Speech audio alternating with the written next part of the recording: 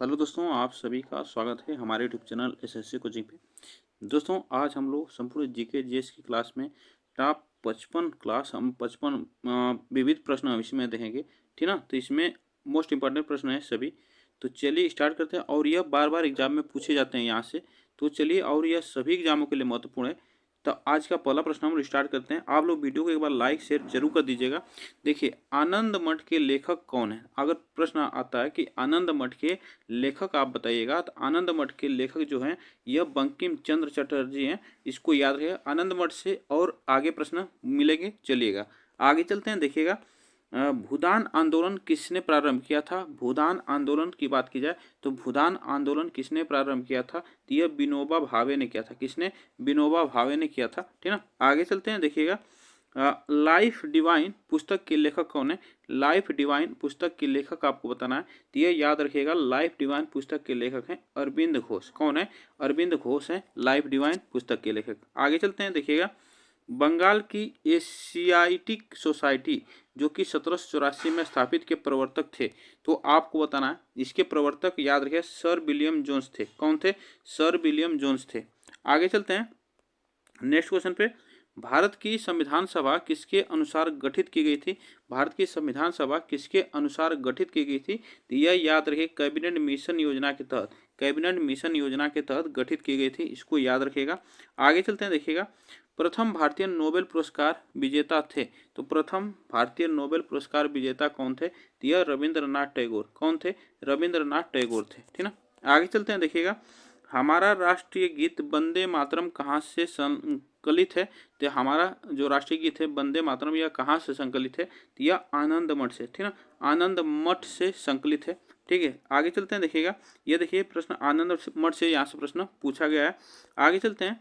भारत का राष्ट्रीय पंचांग किस संवत पर आधारित है? तो यह आपको बताना है किस संवत पर आधारित है। तो यह शक संवत पर आधारित होता है। आगे चलते हैं। शक संवत पर आधारित है। आगे चलते हैं। देखिएगा, दिल्ली में केंद्रीय सचिवालय के उत्तरी और दक्षिणी खंडों का वास्तुविद कौन है? तो यह आपको बताना इसमें वास्तुविद कौन है। तो यह एडवर्ड लुटियंस है। इसको याद है, एडवर्ड लुटियंस। नेक्स्ट आगे चलते हैं। देखिएगा, निम्नलिखित में से कौन सी कृति रविंद्रनाथ टैगोर की नहीं है? तो यह आपको बताना है रविंद्रनाथ टैगोर की कौन सी कृति नहीं है। तो यह याद है कपाल कुंडला, यह रविंद्रनाथ टैगोर की नहीं है। यह याद रखिएगा बंकिम चंद्र चट्टोपाध्याय की है। ठीक ना। बंकिम बंकिम बंकिम चंद्र चट्टोपाध्याय। ठीक ना। चट्टोपाध्याय, इसको याद रखिएगा। चट्टोपाध्याय या की है, इसको याद रखिएगा। ठीक ना। आगे चलते हैं। देखिएगा, नेक्स्ट क्वेश्चन पे। भारत की शासन व्यवस्था में पहली बार प्रतिनिधि एवं लोकप्रिय तत्व को समाविष्ट करने का प्रयास किस माध्यम से किया गया था? तो यह आपको याद ना है किस माध्यम से किया गया था। 1892 का भारतीय परिषद अधिनियम के माध्यम से किया गया था। आगे चलते हैं। देखिएगा, किस गवर्नर के कार्यकाल के दौरान 1921 ईस्वी में कलकत्ता में विक्टोरिया मेमोरियल हॉल का निर्माण कार्य पूरा हुआ था? तो यह आप याद रखिएगा, यह रीडिंग। ठीक ना, रीडिंग के कार्यकाल में। आगे चलते हैं। देखिएगा, नेक्स्ट क्वेश्चन पे। देखिएगा, नई दिल्ली शहर के रूपांकन में कौन सा शामिल था? नई दिल्ली के रूपांकन में कौन सा शामिल था? तो यह एडवर्ड ल्यूट्रियंस और एडवर्ड बेकर थे। ठीक ना, यह आप याद रखिएगा। आगे चलते हैं। देखिएगा, किसने 1898 ईस्वी में बनारस में सेंट्रल हिंदू कॉलेज स्थापना किया था, जो बाद में बनारस हिंदू विश्वविद्यालय केंद्र का नाम बना? यह आपको याद ना है। यह किसने किया था? तो मदन मोहन मालवीय ने। ठीक ना, मदन मोहन मालवीय ने। आप यहाँ पे नहीं, सॉरी, यहाँ पे 1898 की बात है तो एनी बेसेंट है। एनी बेसेंट ऑप्शन यहाँ पे सही हुआ, एनी बेसेंट ने की थी, उसको याद रखिएगा। उसके बाद मदन मोहन मालवीय ने उसकी स्थापना की थी, इसको याद रखिएगा। भारत के राष्ट्रीय ध्वज का डिजाइन किसने तैयार किया था? तो यह आप याद रखिएगा पिंगली वेंकैया ने। ठीक ना, पिंगली वेंकैया ने, आपको याद रखना है। चलेगा, देवदास उपन्यास के रचनाकार कौन है? तो देवदास उपन्यास के रचनाकार आपको याद रखना है। तो यह याद है शरद चंद्र चट्टोपाध्याय। ठीक ना, शरद चंद्र चट्टोपाध्याय देवदास उपन्यास के रचनाकार है, इसको याद रखिएगा। आगे चलते हैं। देखिएगा, चित्रा उपन्यास किसके द्वारा लिखा गया? चित्रा उपन्यास की बात की जाए तो चित्रा उपन्यास किसके द्वारा लिखा गया? तो यह रविंद्रनाथ टैगोर के द्वारा लिखा गया है। आगे चलते हैं। देखिएगा, प्रेम पचीसी के रचनाकार कौन है? तो प्रेम पचीसी के रचनाकार आपको बताना है। तो प्रेम पचीसी के रचनाकार जो है वह प्रेमचंद्र है। इनको याद है, प्रेमचंद्र। आगे चलते हैं, देखिएगा सुच्छित पाषाण के रचयिता कौन है? यह याद है हंगरी स्टोन। आपको याद रखना हंगरी स्टोन, इसको इंग्लिश में कहा जाता है सुच्छित पाषाण। इसके रचनाकार को बताना है, इसमें कौन सा ऑप्शन से होगा? तो ये इसके रचनाकार हैं, इसको याद रखेगा रविंद्रनाथ टैगोर या रविंद्रनाथ टैगोर, या इसको याद रखेगा। ठीक है, आगे चलते हैं नेक्स्ट क्वेश्चन पे। देखिए विश्व इतिहास की झलक के रचयिता हैं। विश्व इतिहास की झलक के रचयिता आपको बताना है। तो विश्व इतिहास के झलक की रचयिता कौन है? तो जवाहरलाल नेहरू हैं। ठीक है, आगे चलते हैं, देखिएगा 17 दिसंबर 1911 में पहली बार जनगण मन कहीं पर गाई गई थी, या कहाँ पे गाया गया था? कब गाया गया था? 1911 में। तो यह कोलकाता में गाया गया था। ठीक ना, कोलकाता में गाया गया था। आगे चलते हैं, देखिएगा भारत में पहला समाचार पत्र किसने शुरू किया था? भारत में पहला समाचार पत्र आपको बताना है, यह किसने शुरू किया था? तो जेम्स हिंकी ने। जेम्स हिंकी ने समाचार पत्र शुरू किया था। आगे चलते हैं, देखिएगा द व्हील्स ऑफ हिस्ट्री नामक पुस्तक के लेखक कौन है? द व्हील्स ऑफ हिस्ट्री नामक पुस्तक के लेखक आपको बताना है, वह कौन है? तो यह राम मनोहर लोहिया है। कौन है? राम मनोहर लोहिया। आगे चलते हैं, देखिएगा पोस्ट ऑफिस के लेखक कौन है? पोस्ट ऑफिस के लेखक आपको बताना है। पोस्ट ऑफिस के लेखक आप बताइएगा। तो यह रविंद्रनाथ टैगोर जो है पोस्ट ऑफिस के लेखक हैं। चलेगा, आगे चलते हैं, देखिएगा निम्न में से किसे इस्पात का चौखटा की संज्ञा दी गई? तो इस्पात का चौखटा की संज्ञा दी गई, किसे दिया गया? तो इसको याद है भारतीय नागरिक सेवा को। भारतीय नागरिक सेवा जो ICS है, इसे दिया गया है। आगे चलते हैं, देखिएगा नेक्स्ट क्वेश्चन पे गोदान किसकी रचना है? गोदान किसकी रचना है, यह आपको बताना है। गोदान किसकी रचना है, यह आप याद रखिएगा, यहाँ से प्रश्न पूछा जा सकता है, तो इसको याद रखिए। 1 मिनट चलिएगा, गोदान किसकी रचना है यह आपको याद रखना होगा। तो यह याद रहे गोदान जो किसकी रचना है, अगर पूछा जाएगा तो यह प्रेमचंद्र की रचना है ना, प्रेमचंद्र की रचना है। आगे चलते हैं, भारत भारती के रचनाकार कौन है? तो भारत भारती के रचनाकार आपको बताना है। तो भारत भारती के रचनाकार आप याद रखेगा, यह है मैथिली शरण गुप्त। ठीक ना, मैथिली शरण गुप्त। आगे चलते हैं, देखिएगा सैडलर आयोग का संबंध किससे था? सैडलर आयोग का संबंध आपको बताना है।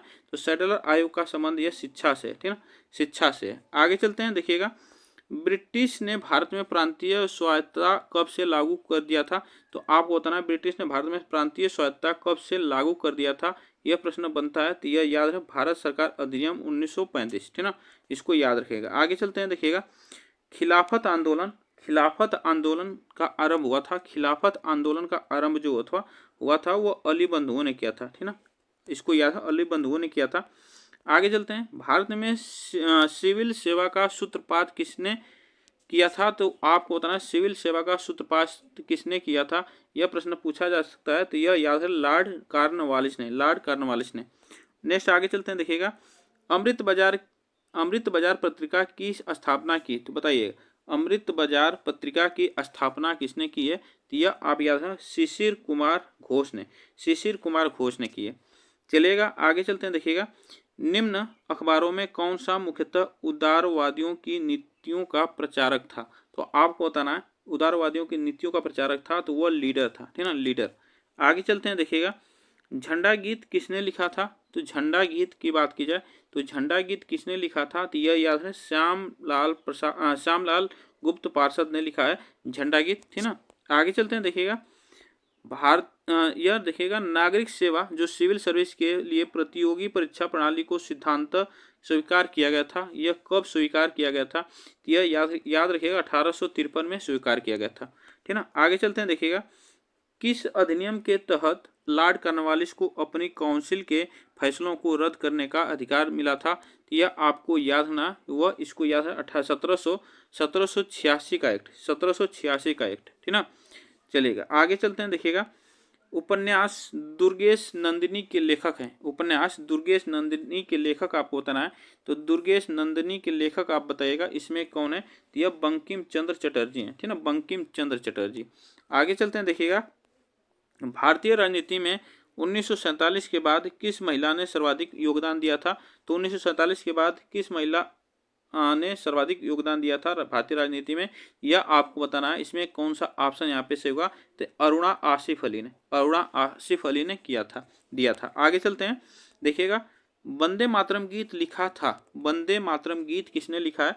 तो वंदे मातरम गीत की बात की जाए तो यह बंकिम चंद्र चटर्जी ने लिखा है, बंकिम चंद्र चटर्जी ने। आगे चलते हैं, देखिएगा किस वर्ष उड़ीसा बिहार से पृथक हुआ था? बताइएगा किस वर्ष आपसे पूछा है उड़ीसा बिहार से अलग हुआ था? तो यह याद है 1936 में, ठीक है, 1936 में उड़ीसा अलग हुआ था बिहार से। आगे चलते हैं, 1878 का वर्नाकुलम प्रेस एक्ट किसने रद्द किया था? तो 1878 का वर्नाकुलर प्रेस एक्ट किसने यह रद्द किया था, यह आपको बताना है। इसमें बताएगा तो यह लॉर्ड रिपन ने, ठीक है, लॉर्ड रिपन ने किया था। आगे चलते हैं, देखिएगा अमेरिका में फ्री हिंदुस्तान अखबार किसने शुरू किया था? अमेरिका में फ्री हिंदुस्तान अखबार किसने शुरू किया था? यह आपको याद रखना है। इसमें कौन सा ऑप्शन यहाँ पे सही होगा? तो यह याद है तारकनाथ दास ने शुरू किया था। आगे चलते हैं, देखिएगा इंडियन अनरेस्ट का लेखक कौन था? इंडियन अनरेस्ट का लेखक आपको बताना है। इसमें आप याद है वेलेंटाइन सिरोल थे, ठीक है, वेलेंटाइन सिरोल।